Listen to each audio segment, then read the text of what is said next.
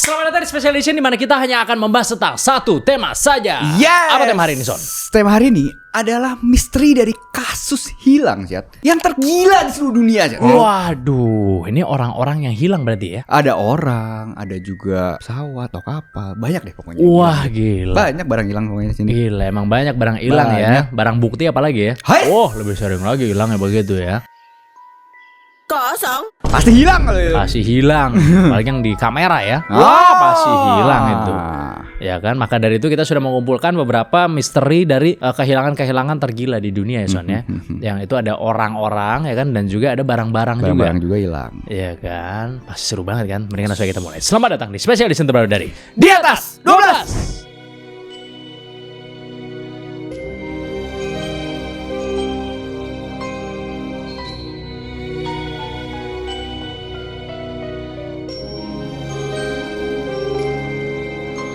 Yang pertama kita buka dulu dari hilangnya sebuah kapal kargo yang bernama Marie Celeste, Son. Jadi ceritanya pada tanggal 5 Desember tahun 1872, sebuah kapal kargo bernama Marie Celeste ditemukan terombang-ambing di Samudra Atlantik. Yang nemuin ini adalah sebuah kapal dari Kanada yang namanya De Gracia. Kapal ini sebenarnya sedang berlayar dari New York menuju Genoa, Son, dengan membawa total 10 orang, termasuk kru juga, Son, saat kapal berlayar. Jadi pas kapten dari kapal De Gracia ini ngirim tim untuk memeriksa Marie Celeste, mereka ngeliat pemandangan yang sangat aneh. Apa tuh? Ada yang begini di depan kapalnya. Tidak. Kok si D udah beda sekarang? Kok malah kapal Titanic katanya? Aduh. Nah, enggak ya, bercanda tadi. Jadi kondisi di kapal ini itu benar-benar masih oke gitu, Son, masih bagus. Kesannya kayak tidak terjadi apa-apa gitu di kapal ini. Kayak nggak ada tanda-tanda kena badai, juga tidak ada tanda-tanda bajak laut gitu kan.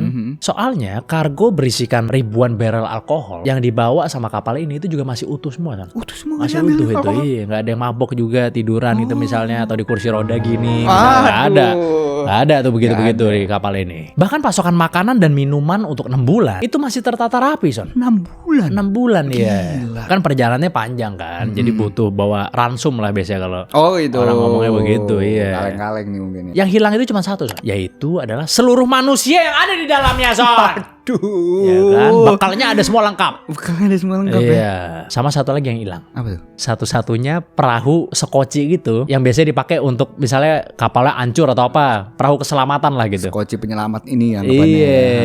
Jadi ada kemungkinan ya mereka semua ini kabur naik sekoci itu. Tapi anehnya, Son, di catatan harian kapten terakhir yang dibuat 9 hari sebelum kapal tersebut ditemukan, itu isinya normal-normal aja. Oh, deket tuh ada 9 hari ya. Iya. Bahkan nggak ada tanda-tanda bahaya sama sekali. Biasa kan kalau jurnal apa pasti ditulis kan. Misalnya kemungkinan ada badai gitu-gitu. Pasti ditulis ya. Nah, pasti ditulis biasanya begitu. Ya kan jurnal itu kan untuk laporan kan. Iya.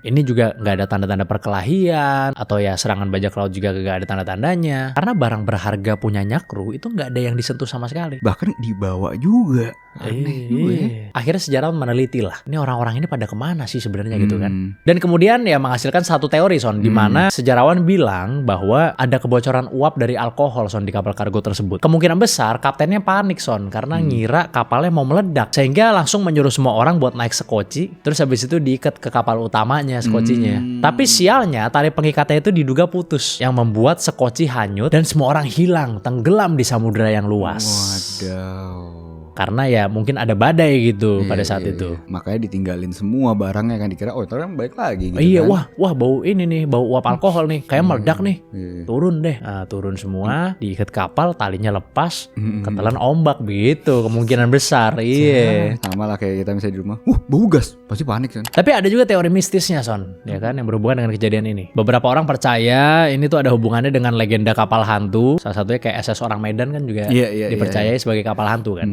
Terus habis itu ya kutukan segitiga Bermuda hingga serangan cumi-cumi raksasa atau kraken ya. Berlebihan kalau itu. Bener. Hingga saat ini nasib pasti dari Kapten Briggs dan krunya itu tidak pernah terpecahkan secara pasti. Sehingga kejadian ini itu tetap menjadi salah satu misteri kelautan terbesar sepanjang sejarah, Son.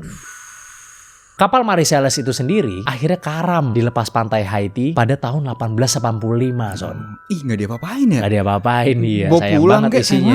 Iya bener, sayang kapal banget isinya. kargo padahal. Bener, mungkin kalau diambil takutnya, waduh, Anda merompak Anda. Oh iya kan, iya masih kan? utuh semua barangnya soalnya. Bener, karena kalau maling di darat namanya merampok, maling di laut namanya perompak. Bener gak? Iya. Iya kan?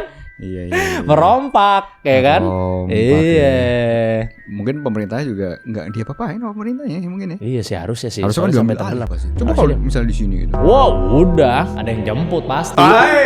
Langsung. Kami bersiap untuk menjemput gitu-gitu lah kira-kira gambarannya begitulah kira-kira. Ya kan? Langsung jadi. Lumayan. Logistik gini. Masuk koperasi ini lumayan. Aduh.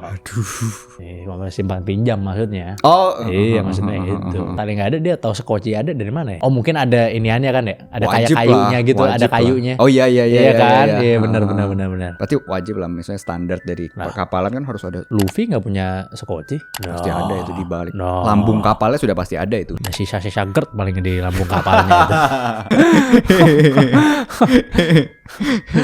Tapi emang gitu sih kalau misalnya berhubung orangnya cuma sedikit ya 10 orang kan tadi kan. Iya. Jadi kayak walaupun keputusan panik tapi ya tetap ya udah lanjutin aja gitu. Eksekusi aja. Karena Iya. yang megang suara kan cuma satu nih pasti kan kaptennya Top. Kaptennya Coba kalau lah, iya. rame. Wah voting dulu gitu. Udah nyium bau gas misalnya gitu. Voting dulu. Alkohol. Alkohol. Kan kita bawa alkohol. Pasti ada yang gitu kan pasti kan. Ada yang misalnya ada yang tenang nih. Iya. Satu orang gitu kan yang pemimpinnya kan. Coba cek dulu yang bener. Jangan udah capek-capek ntar malah nggak jelas gitu kan. Bisa juga sih begitu Iya kan? sih. Mungkin karena terlalu terlalu Jadi pengambilan keputusannya struktural. Di kapal itu terlalu struktural, ya kan? Yang berada di atas piramid dialah yang memerintah semuanya, ibaratnya gitu kan. udah absolut. Absolut, kata kapten adalah absolut. Nah, walaupun salah atau itu ya gimana? Benar, karena kan awak kapal kan motonya ABS kan dia kan. Apa Asal tuh? Bapak senang kata. Ah, iya. Iya. Yang selanjutnya nih, Syat. Kali ini kasusnya skalanya kecil kalau ini. Oke. Bukan nggak segede kapal. Kalau ini rumah warga aja sih. Rumah warga. Rumah Hilang warga. rumahnya. Isinya, Pak. Oh. Isinya nih. Ada hubungannya nggak dengan keteledoran ini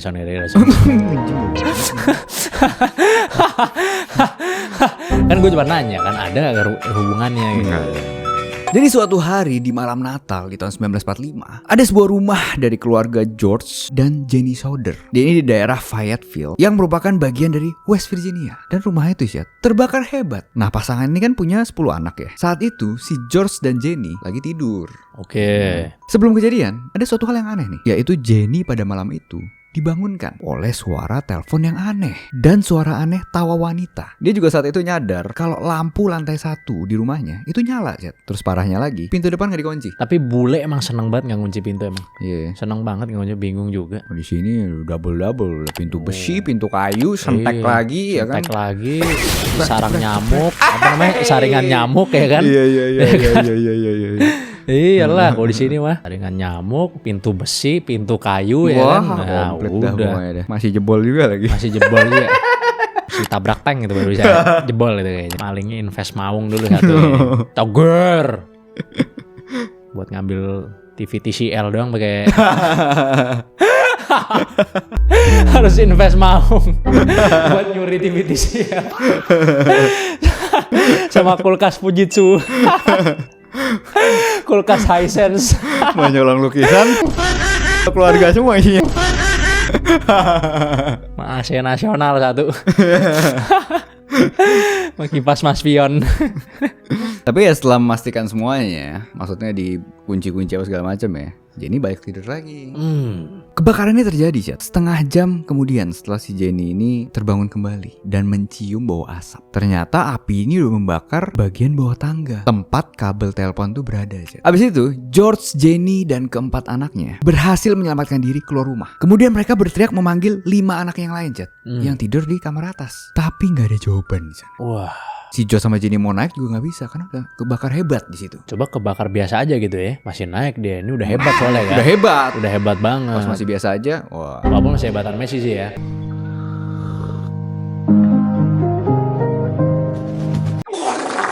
Anjir. Hebatan wasitnya kayaknya. Nah, anak emas FIFA. Misteri kehilangan ini, Chat, terjadi pas apinya padam. Setelah pemadam itu mencari korban dari puing-puing nih, bahkan selama berhari-hari mereka nggak nemuin satu pun sisa mayat. Kan abis rumah kebakar habis dilihat-lihat gitu ya. Dilihat-lihat, Sisanya mana nih? dikobok-kobok kan. Mana nih, mana Nggak nih? ada. Satu pun nggak ada, apa mau tulang kayak mau apa, nggak ada. Indikasi bahwa manusia ada di situ nggak ada ya. 5 loh padahal nih. Dan secara sense itu juga api kebakaran rumah biasa itu nggak mungkin cukup buat sampai ngekremasi total sampai abu gitu. Nggak bisa. Iyalah. Terus api biru itu kalau itu. Abis itu si Josh tuh nemuin sebuah keanehan, Chat, sebelum kebakaran. Dia ingat pada saat itu kabel telepon rumahnya itu sengaja dipotong. Terus tangga lipatnya itu juga mendadak hilang gitu dari rumahnya. Keluarga Soder yakin kalau anak-anak mereka itu nggak mungkin terbakar. Mereka percaya kalau anak-anaknya diculik sama sindikat mafia. Abis itu ya rumahnya sengaja dibakar gitu buat ngilangin barbuk lah. Bahkan mereka sampai masang baliho raksasa berisi kelima foto anak mereka dan dipajang sama bertahun-tahun. Terus di pinggir jalan tol lagi, ya kan, biar kelihatan. Akhirnya misteri makin jelas ketika pada tahun 1967 Jenny itu menerima sepucuk surat misterius tanpa alamat pengirim, Chat, yang berisi foto seorang pria muda yang mirip banget sama salah satu anaknya, yaitu Louis Soder, dan juga dengan tulisan misterius di belakangnya, yaitu Louis Soder, I love brother Frankie, Lil Boys. Terus ada angka-angka gitu lah. Ada puzzle-nya nih berarti ya di belakangnya ya. Ada puzzle-nya, Pak. Tulisan ini masih menjadi misteri di forum-forum karena nggak ada kejelasan ya apa maksudnya ini. Meskipun ya si keluarga ini sempat sampai pakai detektif swasta gitu lah, penyelidik lah. Ya PI. Kalau saya bilang private investigator. Dan sangat yakin kalau pria di fotonya itu emang si Louis ini. Tapi ya sampai si George dan Jenny meninggal, kelima anak ini nggak pernah terpecahkan di mana ya lokasi atau keberadaannya gitu. Iya. Nggak ketemu ya sama sekali ya. Apa jangan-jangan emang anaknya cuma 4 gitu maksudnya ya? Waduh. Bisa juga tuh. Waduh. Bisa juga. Ada nggak saksi yang bilang bahwa anaknya memang 9 nih? Harusnya harus ya. Harusnya ada nama-namanya soalnya. Oh iya tapi sih. Tapi nama sih bisa dibikin. Tapi enggak lah, kalau polisi kan pasti bener-bener ngecek kan ada kartu Iya. keluarga ya kan. Tapi kok polisi Ini kan nggak bukan- begitu aktif mencari ya setelah kehilangan itu terjadi? Apa aktif mencari? Harusnya aktif mencari sampai ada balihonya di pinggir tol. Oh iya, siapa tahu yang bayar Sodernya kan? Bisa sih, tapi maksudnya kan Kayak misalnya mimpi jadi presiden kan juga kan bayar tuh balihonya. Mimpi jadi presiden. Hah?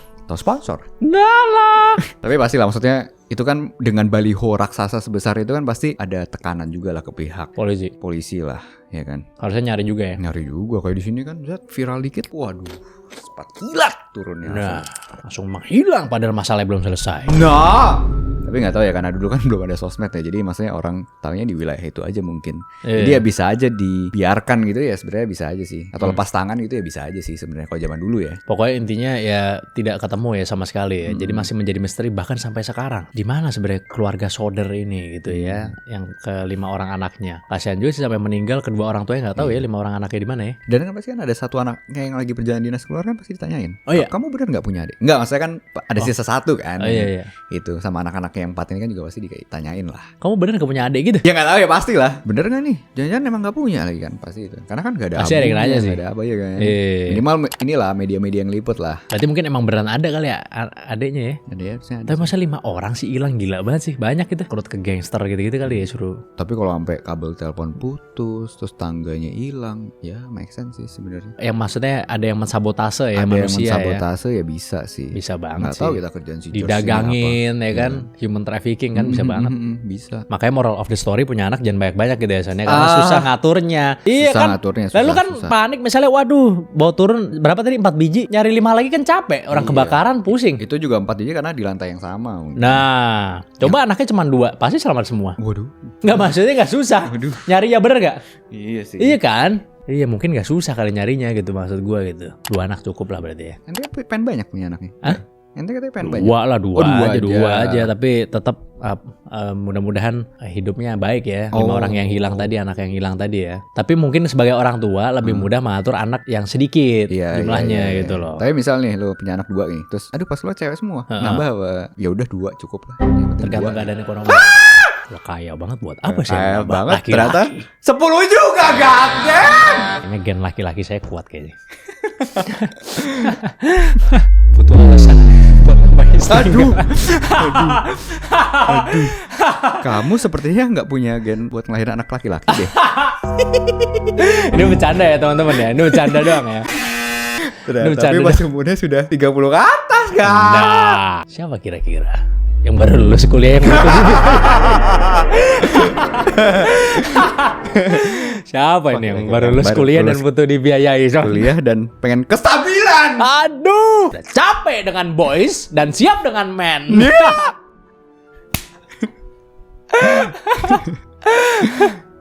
Yang selanjutnya ini adalah sebuah misteri tentang hilangnya suku Anasazi yang awalnya ditemukan di tahun 1888 oleh Wetherill hingga penelitiannya dilanjutkan oleh University of Arizona dan kemudian dipublish di tahun 1929. Suku Anasazi ini adalah merupakan peradaban kuno yang berkembang di kawasan Four Corner di Amerika Serikat, Son. Tepatnya pertemuan antara wilayah Utah, Colorado, New Mexico, dan Arizona. Jadi mereka ini adalah suku yang ngebangun peradaban maju di antara tahun 100 Masehi sampai 1300-an sebelum akhirnya ngilang secara misterius, Son. Buset, udah lama tuh ya. Suku ini sebenarnya adalah suku agraris dan tidak nomaden. Jadi menetap gitu ya, suku yang tipenya menetap gitu. Hebatnya mereka ini ternyata bisa bikin bangunan yang maju pada masanya, Son, dengan teknologi yang bagus. Contohnya seperti pembangunan saluran irigasi. Bahkan mereka juga berhasil untuk membangun bangunan bertingkat, Son, di dinding tebing batu yang memiliki 800 kamar dan tingginya mencapai 5 lantai, Son. Kalau kos-kosan sudah kayak raya itu. Benar, sama seperti rumah ini. Oh, gila. Bahkan mereka ini itu juga ngebangun jalan sepanjang 650 km sebagai akses antar kompleksnya, Son. Nah sekarang kita omongin soal misterinya ya, Son ya. Jadi pada sekitar tahun 1300-an di mana mereka hilang dan seperti meninggalkan komplek megah yang sudah mereka buat dengan begitu saja, itu dirasa tidak masuk akal gitu, ya kan? Iyalah. Udah susah-susah dibuat, kok main tinggalin aja gitu kan? Iya, apa nggak ada dana apa gimana gitu. Kecuali biasanya kalau begitu kecuali apa? Apa tuh? Udah ada destinasi yang lebih baik. Nah, gitu. Itu baru tinggalin begitu baru aja ya. iya. Nggak sayang-sayang tuh ya. Enggak ya. Enggak ya, ini bercanda aja buat biar lucu aja. Udah ada gantinya.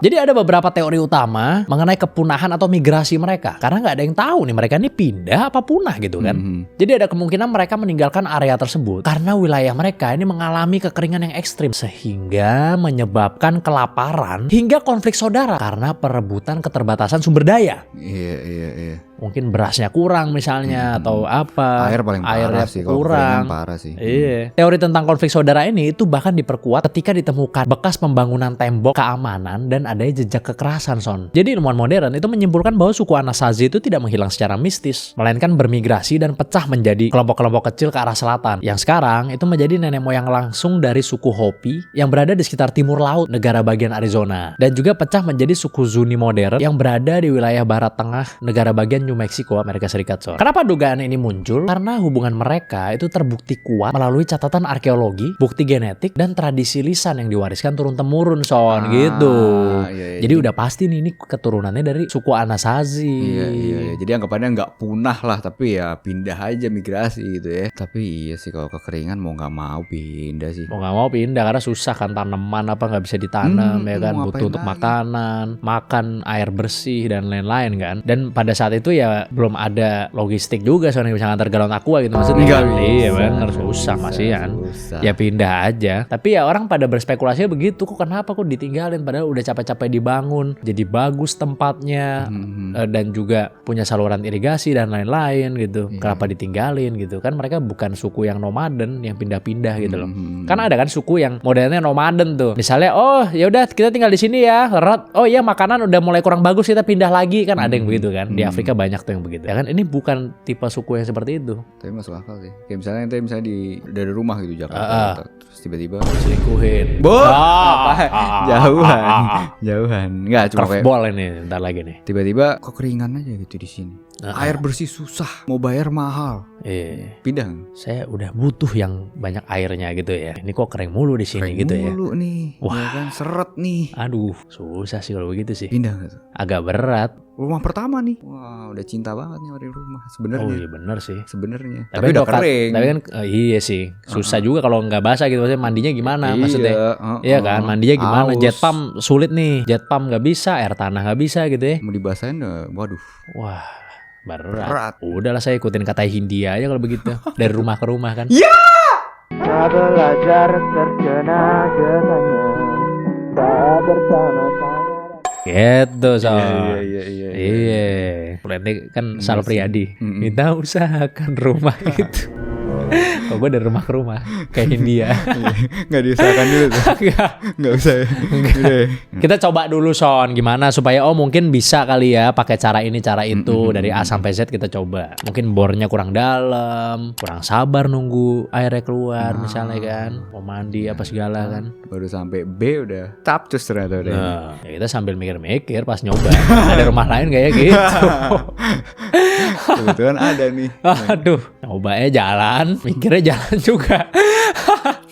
Coba dulu lah ke area situ yang lain gitu kan. Coba deh. Aduh enak lagi. Enak lagi, tinggal buka keran, airnya langsung keluar. Langsung keluar. Nah, Wah, mandi gampang. selesai Nah, rumah lama. udah. Jadi tinggal begitu saja. Nah, Yang selanjutnya Zat, gue akan menceritakan tentang hilangnya sebuah ekspedisi dari Franklins.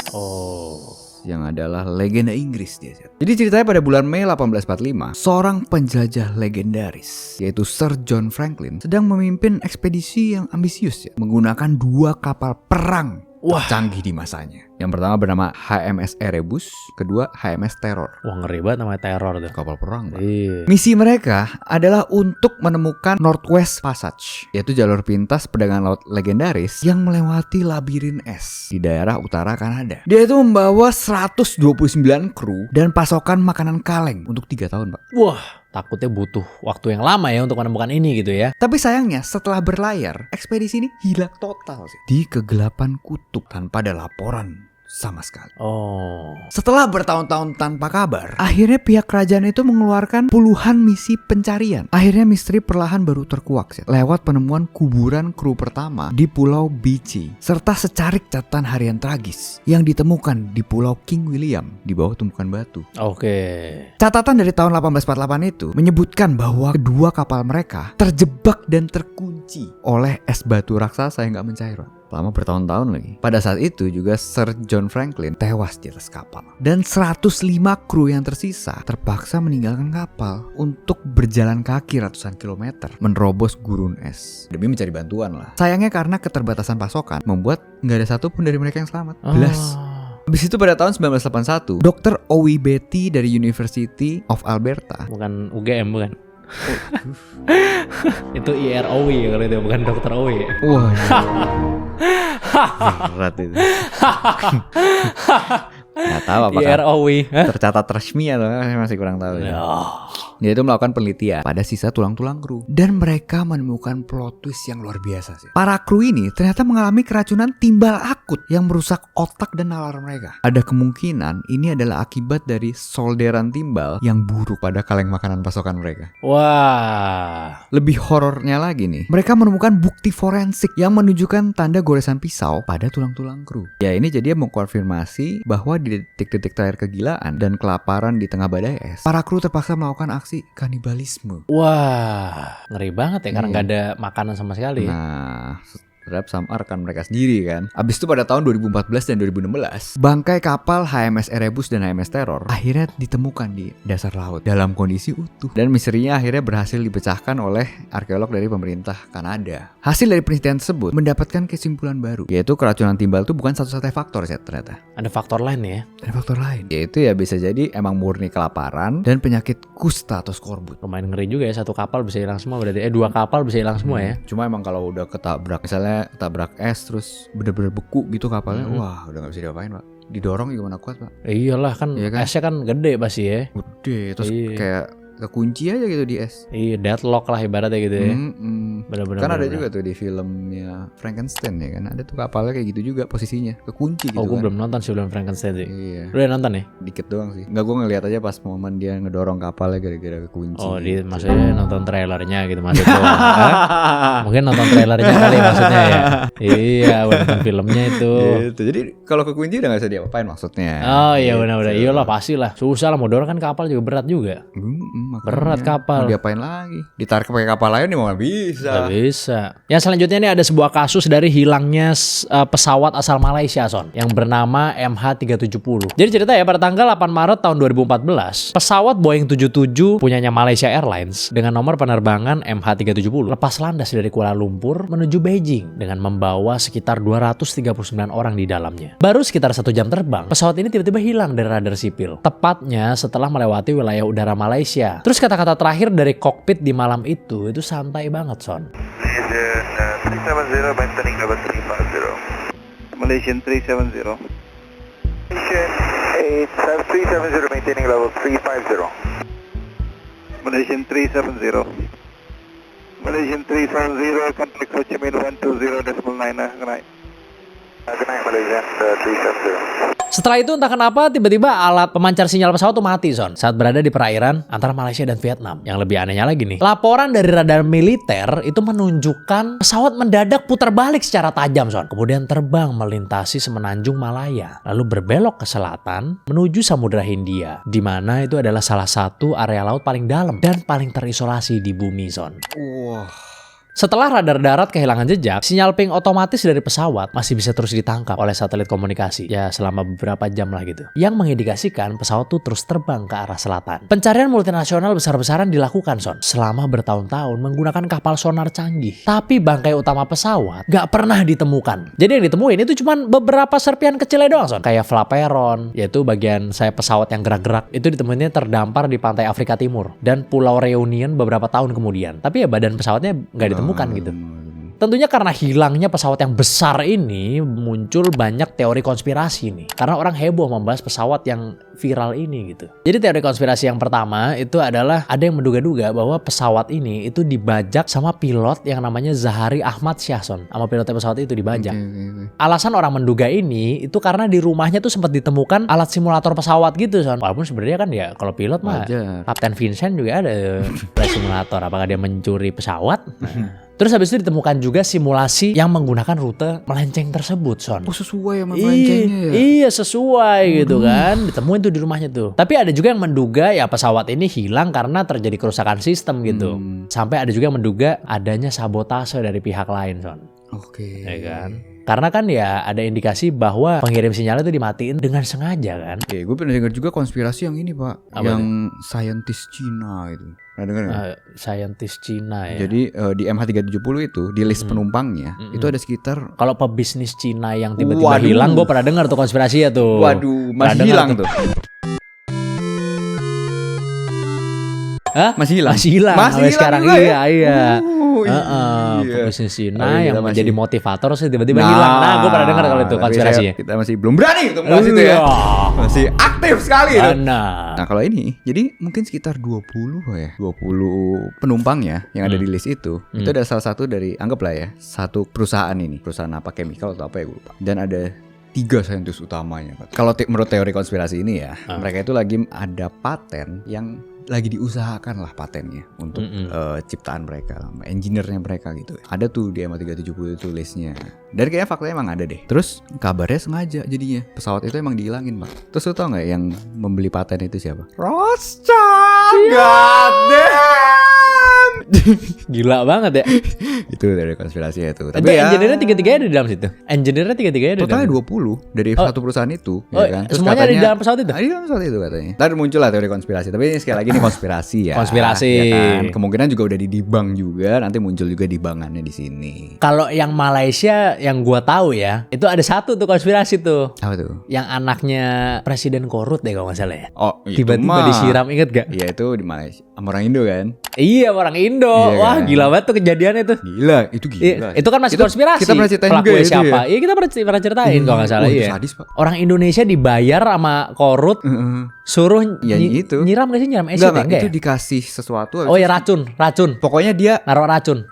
bahkan bukan racun, Pak. Tapi orang Indonesia nggak tahu. Itu bukan racun juga, tapi dia sangat alergi dengan itu. Oh iya benar. Iya Benar. Sangat alergi. Dia cuma dengan disuruh itu. giniin ke mukanya apa gimana gitu ya. Iya. Cewek kan Dilemparin. orang Cewek, Indonesia. cewek. Orang Indonesia lagi di Malaysia dibayar sama orang Korut, bayarannya gede, suruh gituin doang. Iya, sesimpel itu kan nggak tahu kan, itu apa gitu. Suruh gituin mukanya kalau nggak salah ya. Wah gila itu ceritanya itu. Selesai, Pak. Iya, itu kan masih konspirasi tapi sebenarnya kan. Masih. Yang ya walaupun sebenarnya Ya, konspirasi yang ya, udah hampir jelas. Hampir jelas. Udah jelas sih, itu yang nyuruh ya dari Korut gitu. Ya kan? Kakaknya Kim Jong Un ya kalau nggak salah ya. Iya, keluarganya lah pokoknya. Ya keluarganya dia lah Adiknya pokoknya. atau Iya, kakaknya lagi gitu. liburan ke Malaysia ya kan. Wah, di setting. Itu gue tahu tuh kalau konspirasi Malaysia yang itu tuh. Yang selanjutnya nih, tadi pesawat udah, kapal udah, sekarang kapal selam aja. Kapal selam. Kapal yang paling mahal ini kalau kapal selam ya kan? Yaitu tepatnya USS Scorpion. Ini kapal selam militernya Amerika ini. Bahkan dokumen resminya dari kapal selam ini bisa dicek langsung di situs arsip US Navy. Jadi suatu hari sekitar awal tahun 1968, USS Scorpion yaitu kapal selam penyerang bertenaga nuklir lagi ditugasin di Laut Mediterania untuk memata-matai aktivitas angkatan lautnya Uni Soviet. Setelah misinya selesai pada tanggal 16 Mei 1968, kapal ini mulai pulang dong menuju pangkalan mereka ya kan di Norfolk pada saat itu. Komunikasi terakhir dari kapten kapal yaitu Francis Slattery pada 21 Mei 1968 melaporkan ya posisi mereka aman di dekat Kepulauan Azores dan memperkirakan akan sampai ke rumahnya dalam waktu 1 minggu. Tapi USS Scorpion tidak pernah sampai, nggak pernah pulang. Yang ditunggu-tunggu tak kunjung datang. Nggak ada kabar sama sekali. WA lah sekali gitu ya. Nggak ada sama sekali. Tapi tetap ditunggu-tunggu sampai tanggal 27 Mei belum pulang juga. WA centang 1. Wah.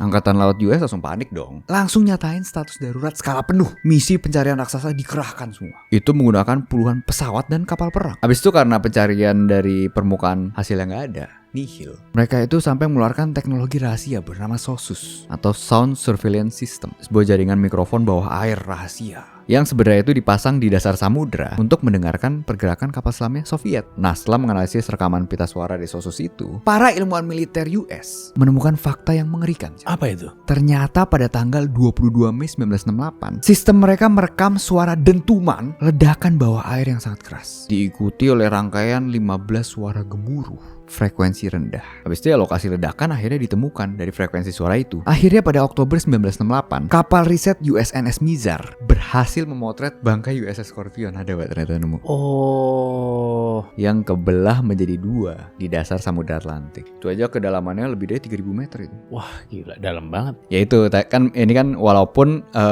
bangkai ditemukan, tapi penyebab asli ledakannya itu nggak tahu, Pak. Itu kan menewaskan seluruh krunya, 99 krunya. Jadi yang hilang itu hanya alasan kenapa ini meledak, begitu yang hilang ya? Betul sekali. Oke.